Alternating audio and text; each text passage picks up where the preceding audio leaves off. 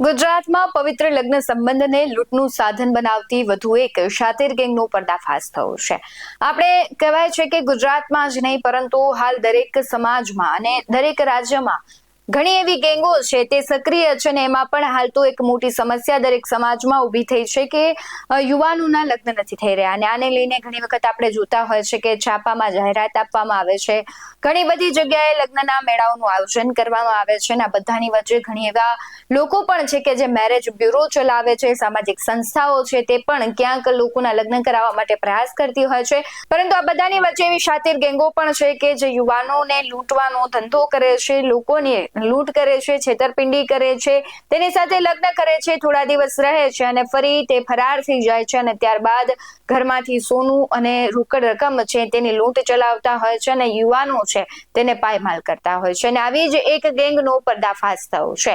નમસ્કાર ગુજરાત, આપની સાથે હું ભગવતી વિશાવડિયા. મહેસાણાના બેચરાજી પોલીસ સ્ટેશનમાં નોંધાયેલ એક ફરિયાદના છેડા રાજ્યભરના અનેક જિલ્લાઓ સુધી પહોંચ્યા છે.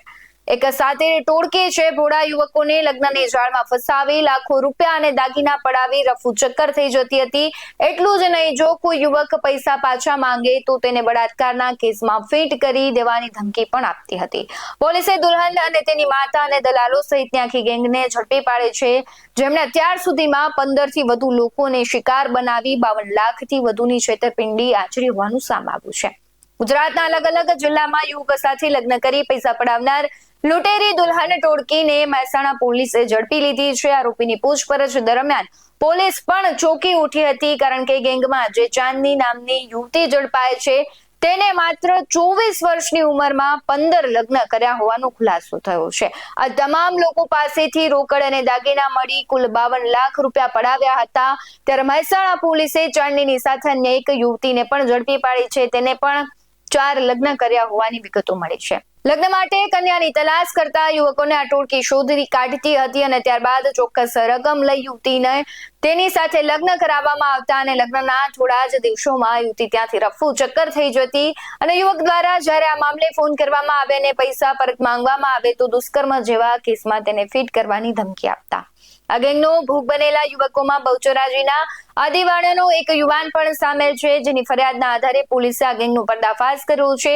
આદિવાડાના મહેશ નામના યુવકના 12 ઓગસ્ટ 2024ના રોજ અમદાવાદની ચાંદની રમેશ રાઠોડ સાથે લગ્ન થયા અને લગ્ન પહેલા અને લગ્ન વખતે આરોપીએ ફરિયાદી પાસેથી ₹5 લાખ સોના ચાંદીના દાગીના, કપડા અને મોબાઈલ ફોન મેળવ્યા હતા.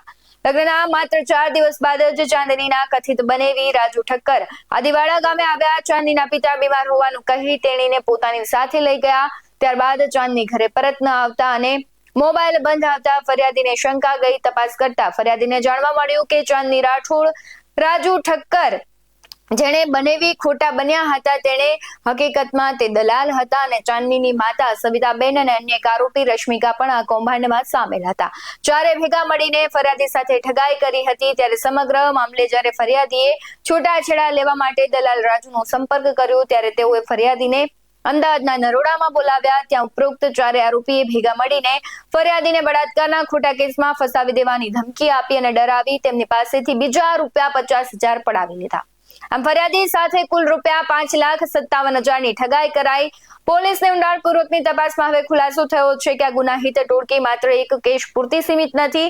આ ટોળકી સમગ્ર રાજ્યના જુદા જુદા જિલ્લાઓમાં લગ્ન કરવા ઈચ્છુક લોકોને ટાર્ગેટ કરતી અને તેઓ ખોટા નામે આધાર કાર્ડ અને LCB બનાવી ખોટા નામો અને સંબંધો બતાવી લોકોને છેતરતા હતા. આ ટોળકી એક જગ્યાએ લગ્ન છુપાવીને બીજી જગ્યાએ લગ્ન કરી પૈસા પડાવવાનું મોટું કૌભાંડ ચલાવી રહ્યા હતા. ત્યારે ગત 18 જુલાઈએ જે પ્રમાણે કહેવાય છે કે મહેસાણાના વિજાપુર તાલુકાના ફુદેડા ગામે લૂંટેરી દુલ્હનનો ભોગ બનેલા ખેડૂતે લાડોલ પોલીસમાં લૂંટેરી દુલ્હન સહિત આખી ગેંગ સામે ફરિયાદ નોંધાવી અને આ કેસમાં હવે અન્ય પીડિતો પણ સામે આવી રહ્યા છે. મહેસાણા સહિત અન્ય જિલ્લાના મળીને કુલ 5 કેસ બન્યા છે અને આ 5 પરિવારે પોતાની આપવીતી પણ વર્ણવી છે અને ખાસ કરીને ગેંગના ફોટા પણ હવે સામે આવ્યા છે. સમગ્ર કેસમાં લૂંટેરી દુલ્હન સહિતનાઓની પ્રતિક્રિયા આવી છે. પોલીસ પણ શું કહી રહ્યા છે તેના પર નજર કરીએ. કેવી રીતે કરતા કેટલા લોકોની તમારી આખી ટોળકી ગેંગ છે? બધાની તો મને ખબર નથી, પણ મારા મેરેજ કરાવ્યા. કઈ નહીં, ત્યાં મેરેજ કરવાનું, પછી ત્યાં રહેવાનું, પછી મૂકી જાય, લઈ જાય, પછી આવતું રહેવું. શું બાનું કાઢી નીકળી જાય? કઈ નહીં, ઘરે ઝઘડો થયો એ રીતે પછી નીકળી જવાનું. પાત્ર બીમાર થયું? હા એવી રીતે કેટલા લોકો છો આવા? તો બધાની તો ખબર નથી અત્યારે, બીજા બધા અલગ અલગ હોય. કયા કારણથી આ કરવાની જરૂર પડી? કંઈ નહીં, અમારે કોન્ટેક્ટ તો પછી આવી રીતે કરતા ગયા, પછી કરતા જ ગયા. શા માટે લોકોને છેતરતા આવી રીતે? શું મજબૂરી તમારી એવી રીતે તમે આ ખોટો રસ્તો પકડ્યો? ખોટો રસ્તો. શું નામ? રાજુભાઈ શું કરતા તમે? કેટલા લોકોની આ ગેમ? શું કરતા? કેમ કરો? ચાર્જમાં જ છીએ અમે. ગુજરાતમાં આવા કેટલા લોકો તમારા એજન્સી તમારા એજન્ટ કોઈ નહીં મારો. શું કરતા તમે? કેવી રીતે કેમ? મેરેજનું કામ કરતો હતો. તમારું શું કઈ મેરેજ બ્યુરો?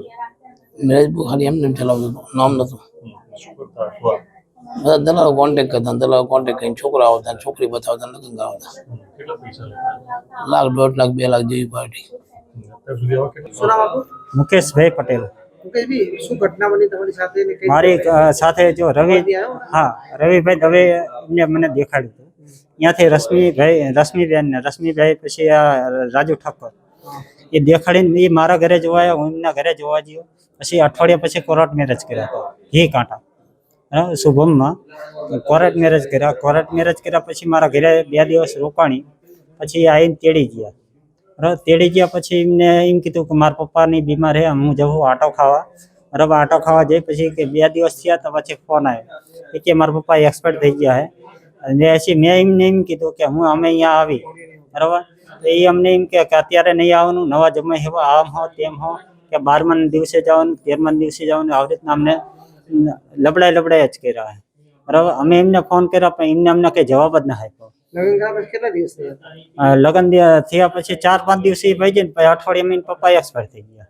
ખબર પડી આને કેટલા લગ્ન કરેલા છે? હવે આ કેટલા લગ્ન કર્યા એ કઈ આપણને કઈ ખબર પડતી નહીં. તમારું ગામ કયું? મારું ગામ મૂળ ગામ લખતર છે પણ અહીંયા રહું છું અમદાવાદ. તારીખ 15/11/2025ના રોજ બહુચરાજી પોલીસ સ્ટેશનના વિસ્તારના આદિવાડા ગામના એક ફરિયાદી પટેલ સચિનભાઈ રાજેશભાઈ છે, એમણે બહુચરાજી પોલીસ સ્ટેશન આવીને એવી ફરિયાદ કરેલી કે તારીખ 12/8/24ના રોજ તેમના લગ્ન હિન્દુ વિધિ મુજબ અમદાવાદના રહેવાસી ચાંદની રમેશભાઈ રાઠોડ સાથે થયેલા હતા. અને લગ્ન પહેલાં અને લગ્ન વખતે ફરિયાદી પાસેથી 5 લાખ અને સોના ચાંદીના દાગીના, કપડાં, મોબાઈલ વગેરે આ ચાંદનીબેને લીધેલા હતા. લગ્નના 4 દિવસ પછી ચાંદનીબેનના જે બનેવી એક રાજુભાઈ ઠક્કર કરીને જે ઓળખ આપેલી હતી એમના બનેવી તરીકેની, એ આદિવાડા ગામે આવેલા ને કે ચાંદનીના પિતા બીમાર છે એમ કરીને ચાંદનીને લઈ ગયેલા હતા. અને ત્યારબાદ ચાંદનીનો મોબાઈલ બંધ થઈ ગયેલો અને કોઈ પણ જાતની આમની સાથે વાતચીત કરેલી નહીં.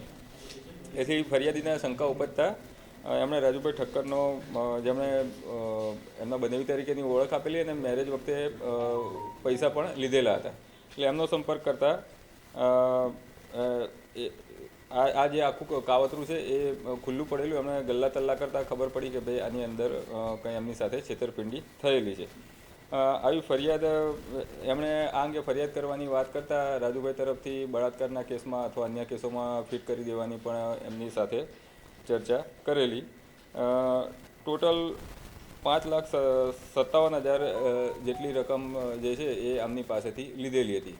આ અંગે બહુચરાજી પોલીસ દ્વારા વધુમાં તપાસ કરવામાં વધુ તપાસ કરવામાં આવેલી અને બહુચરાજી પોલીસ સ્ટેશન તરફથી 300 BNS કલમ 336(3), 340(2), 318(2), 314, 308(6)(7), 352(82), 351(3), 61(2) અને આ ઓર્ગેનાઇઝ ક્રાઇમ હોય આખું બધા ભેગા મળીને સુનિયોજિત ઓર્ગેનાઇઝ રીતે આ ક્રાઇમ કરેલો હોય 111(2)B પણ મુજબ ગુનો દાખલ કરવામાં આવેલો છે. આ અંગે વધુ તપાસ કરતાં એવું જાણવા મળેલ કે આ જે આરોપી ચાંદની છે, જેના અન્ય વ્યક્તિઓ સાથે લગ્ન કરતી હતી, એ ચાંદનીએ ટોટલ 18 મેરેજ કરેલા છે અને દરેક જગ્યાએથી અલગ અલગ રકમ લીધેલી છે અને ત્યારબાદ ત્યાંથી ફરાર થઈ ગયેલા છે.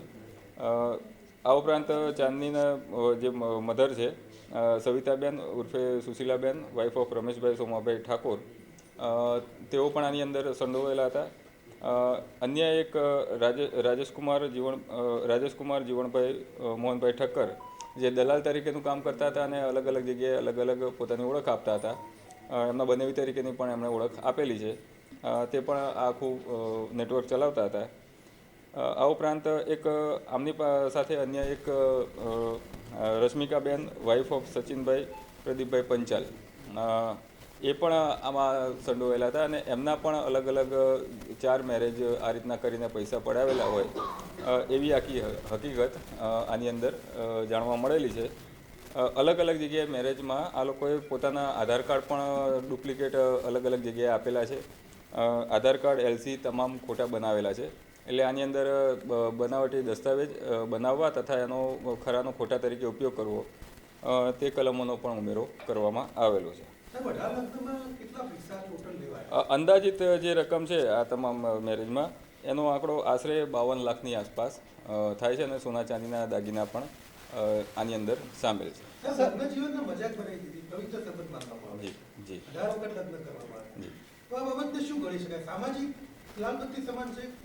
આ આખું જે ક્રાઇમ આ ઓર્ગેનાઇઝ ક્રાઇમ જ છે અને આ પૈસા પડાવવાના ભાગરૂપે જ આખું કાવતરું આ કરવામાં આવ્યું એ સ્પષ્ટપણે આમાં દેખાઈ રહેલું છે. અને 1-2 વખત કોઈ જગ્યાએ કોઈ મનમેળ ના થયો હોય ને મેરેજ તૂટ્યા હોય એ અલગ વસ્તુ છે, પણ 18 મેરેજ જે કરવામાં આવેલા છે અને પોતાના ખોટા ડોક્યુમેન્ટ પણ આપવામાં આવેલા છે અને ખોટી ઓળખ પણ ઘણી જગ્યાએ આપવામાં આવેલી છે. તેથી આ ઓર્ગેનાઇઝ ક્રાઇમ જ છે એ સ્પષ્ટપણે દેખાય છે.